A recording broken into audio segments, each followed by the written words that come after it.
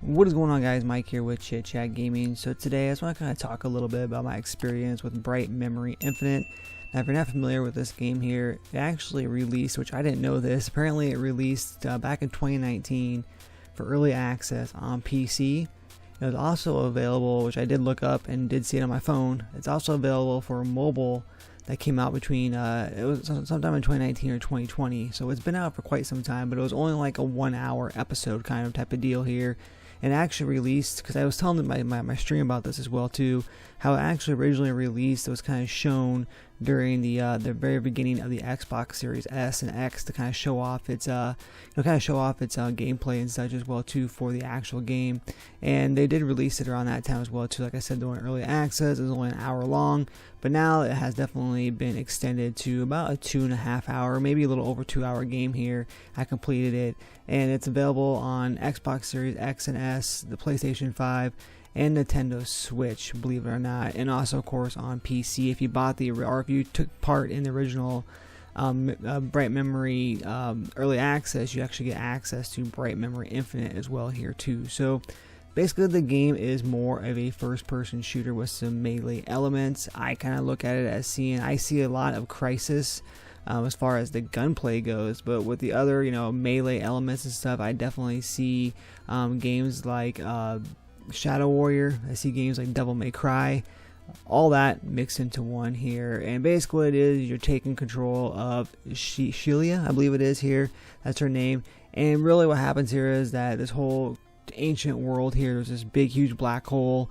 and all these storms and such take place, and all these different crazy medieval ancient creatures and such are all respawned from the dead.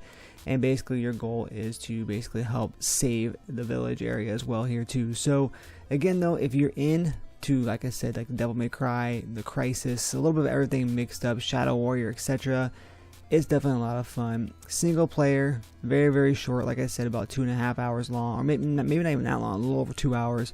And like I said, there's really not much to it. That's my only downfall. There wasn't really a whole lot you can do afterwards besides go and replay the game on different difficulties as well too. There's like an easy mode. I played on violent mode, which is more geared towards people who are familiar with FPS games. But again, though, I didn't have a lot of fun. The gunplay, there's different guns that you can get. There's different skins on the gun as well too.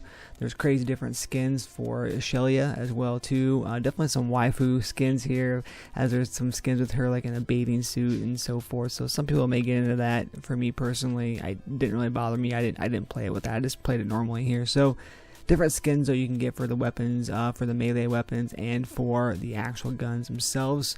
Again, several different difficulties as well too. But the big downfall, like I mentioned, is the fact that it's once you kind of beat the game, you've kind of beaten the game. You can go back and replay it and so forth, kind of try to complete it. But other than that, though, that's really about all you can do. It'd been nice to see some, like maybe a multiplayer. That'd been really cool. However, though, guys, this game was actually developed by one single developer in his own free time, apparently here using Unreal Engine 4. So one actual person from China worked on this game here. So of course he hired other studios and stuff to kind of help with the progression of the game and so forth. I believe I read that Epic Games kind of helped as well here to kind of get the ball rolling. But for the most part, though, he was a single man development team, so I'm really impressed with that. The game looks fantastic. It does play well. I did notice a lot of some frame rate dips. Of course, you're going to have that. The biggest problem I can see here was there was a lot of screen tearing as well here too, and I was playing on the Xbox Series X. I usually see a lot of screen tearing on PC games, so I was really surprised to see so much screen tearing on an Xbox Series X here. So the actual soundtrack is really well as well here too. I really dug that. Thought it was really good. But other than that, though, guys, the game was a lot of fun here. You do get to go around collecting like different relics as well too here that you can augment fragments, I should say, anyways, that you can actually collect to help upgrade your character here. So you can do different skill upgrades, of course, for your weapons and for your personal skills as well here too. So, but again, though, there is some elements of that. So there definitely is some like I said, some upgrading and so forth. Also, there is some pretty cool puzzles, very simple for the most part, but some parkour action as well here too. Some raw wall running, which reminds me a lot of like Titanfall as well here too. So it's kind of a fast-paced game. Kind of the game wants you to kind of move quickly through the game itself, but again, though, there are some spots where you kind of got to take it cool and kind of lay back a little bit here and kind of figure it out. But for the most part, though, the game does move pretty quick. So again, about 2 hours of gameplay, guys. Let me know if you have any questions down below. I do have a full playthrough on my Twitch channel as well too, twitch.tv/chitchatgaming. If you want to go ahead and go check that out as well here too, kind of show you guys a little bit of gameplay here and there. But I guys want to show you guys the game is $19.99, so $20 for a 2-hour game.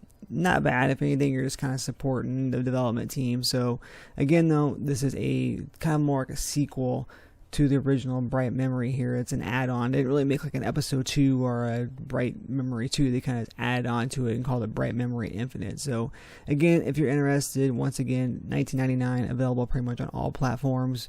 PS5, PC, Xbox Series X and S. No Xbox One, no PS4, of course. And of course, you're going to have a Nintendo Switch, which is really crazy. So another big thing too, guys. First, there is an FOV slider. So games like Call of Duty don't have an FOV slider. Games like Bright Memory Infinite does indeed have a FOV slider. You have different modes as well too as far as performance goes. So again, make sure you guys like the video here if you choose to. Make sure you subscribe to the channel and make sure you turn on that bell notification to keep up with all things that is Chit Chat Gaming. And as always, guys, happy gaming.